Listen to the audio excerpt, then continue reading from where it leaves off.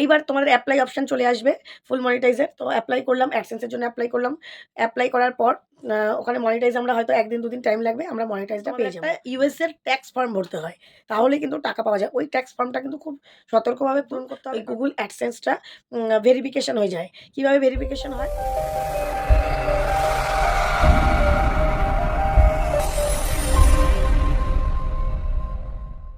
বন্ধুরা, আজকের এই ভিডিওতে আমি কিন্তু তোমাদেরকে বলে দেব যে ইউটিউব চ্যানেল খোলার পর থেকে ব্যাংকে অ্যাকাউন্টে টাকা যাওয়া আসা পর্যন্ত কি কি স্টেপ তোমাদের পূরণ করতে হবে।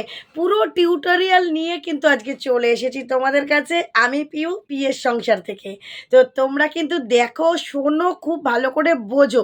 তোমরা অনেকেই তো বুঝতে পারো না, তাই বলো দিদিভাই এসইও সেটিংস করার সময় যারা আমার কাছে এসইও সেটিংস করেছো, তাদের মধ্যে সবাই নয়, কিছু কিছু না জানো না বলেই বলেছো যে দিদিভাই কিভাবে আমরা ব্যাংক অ্যাকাউন্ট সেট আপ করবো।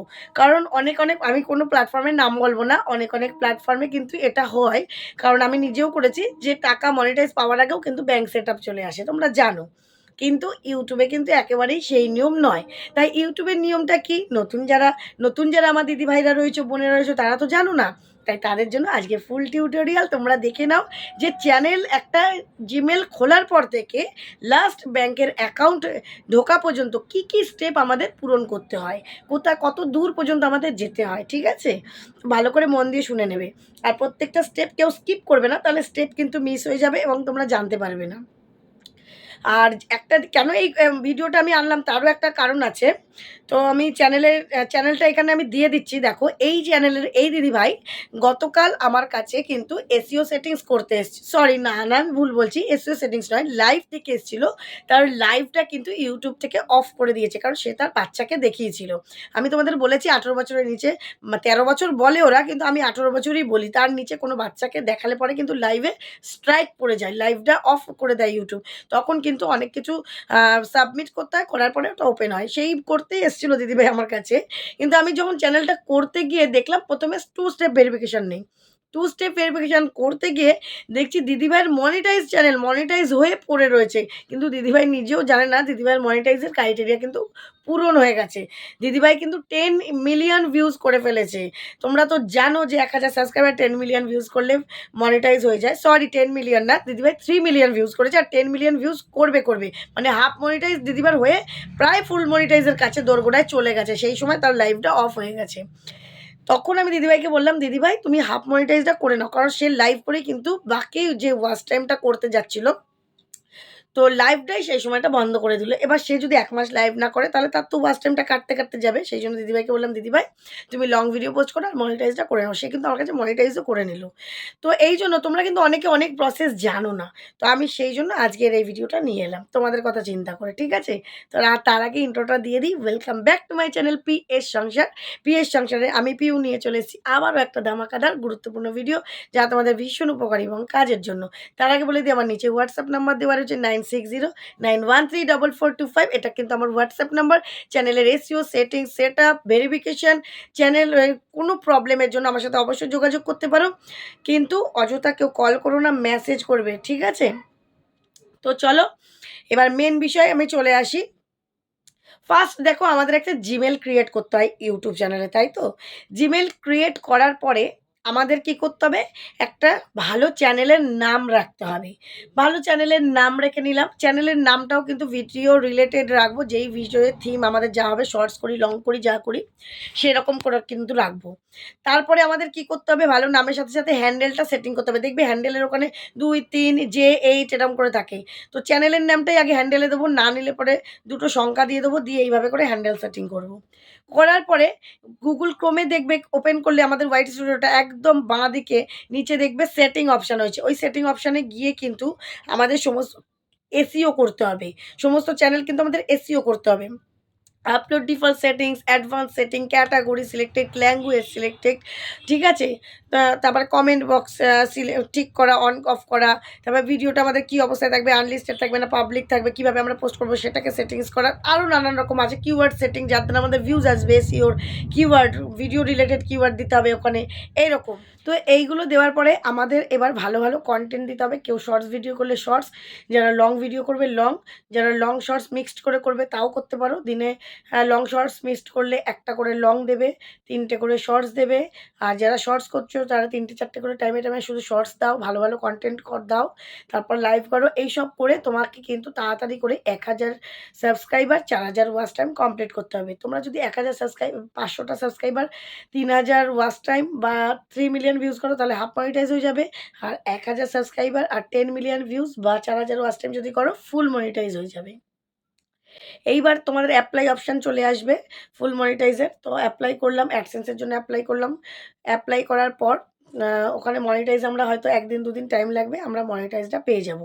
ঠিক আছে?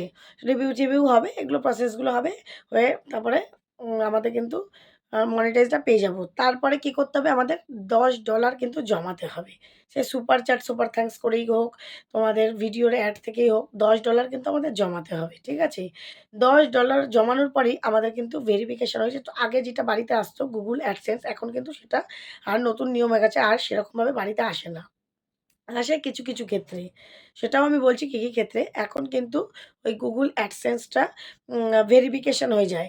কীভাবে ভেরিফিকেশন হয়? তোমাদের ওখানে ফেস ভেরিফিকেশন হয়। এই যে মুখটা ভিডিও কলের মাধ্যমে এরকম ঘোরাতে হবে, ডান দিকে ঘোরা। ওরাই ওখানে ইনস্ট্রাকশন দিয়ে দেবে। দিয়ে এইভাবে করে কিন্তু ভেরিফিকেশন হয়ে যায়। ঠিক আছে? তাহলে অ্যাড্রেস ভেরিফিকেশন আ আর ফেস ভেরিফিকেশন, সমস্ত ভেরিফিকেশন কিন্তু তোমাদের ওইখানেই হয়ে যাবে। ডাইরেক্ট হয়ে যাওয়ার পর তাহলে যাদের আধার কার্ড আর ভোটার কার্ডে ভুল থাকবে, মানে ভোটার কার্ডে যারা ভুল থাকবে আইডেন্টিটিতে বা প্যান কার্ডে আইডেন্টিটিতে ভুল থাকবে তাদেরই Google AdSense বাড়িতে আসবে অ্যাড্রেস ভেরিফিকেশনের জন্য। নচেত কিন্তু আসবে না। ঠিক আছে?